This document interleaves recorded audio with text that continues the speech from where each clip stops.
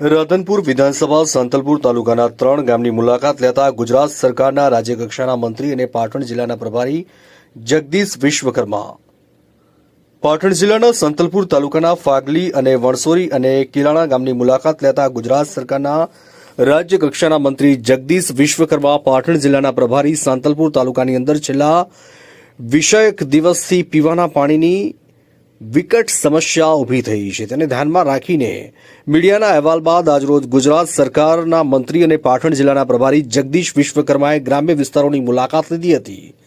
તેમાં ગ્રામ્ય વિસ્તારોમાંથી રોડ, રસ્તા, પીવાના પાણીની, લાઇટની અને શિક્ષણની ખૂબ જરૂરિયાત હોય ગામના લોકો દ્વારા તેની રજૂઆત કરાઈ હતી. તેમની સાથે આવેલો તમામ ડિપાર્ટમેન્ટના અધિકારીઓ ગુજરાત સરકારના મંત્રીઓએ સૂચના આપી કે તાત્કાલિક ધોરણે આ વિસ્તારની સમસ્યા દૂર કરવા માટે સાથે સાથે ગ્રામ્ય વિસ્તારોમાંથી અલગ અલગ પ્રકારની મંત્રી સમક્ષ કેટલીક રજૂઆતો કરાઈ હતી, તેની નોંધ લઈ યોગ્ય કાર્યવાહી કરવાની મંત્રીશ્રીએ ખાતરી આપી હતી. તેમની સાથે રાધનપુરના ધારાસભ્ય લવિંગજી સોલંકી અને પાટણ જિલ્લા પંચાયતના પ્રમુખ હેતલબેન ઠાકોર, પાટણ જિલ્લા ભાજપ પ્રમુખ રમેશભાઈ સિંધવ અને ભારતીય જનતા પાર્ટીના સંગઠનના હોદ્દેદારો અને જિલ્લા કલેક્ટર શ્રી, જિલ્લા વિકાસ અધિકારી, જિલ્લા એસપી અને નર્મદા નિગમના અધિકારીઓ, પાણી પુરવઠાના અધિકારીઓ, શિક્ષણ જેવી અન્ય ડિપાર્ટમેન્ટના અધિકારીઓ જોડાયા હતા. 35થી વધારે ગાડીઓના કાફલા સાથે ગુજરાત સરકારના રાજ્યકક્ષાના મંત્રીએ પાટણ જિલ્લાના સાંતલપુર તાલુકાના ગ્રામ્ય વિસ્તારોમાં પીવાના પાણીની સમસ્યાને લઈને મુલાકાત લીધી હતી. મનુભાઈ, સાચી હકીકતો તમારા મીડિયાએ નીચે દર્શાવી જોઈએ. 3 ગામની અંદર સવારથી બધા ફરીએ છીએ.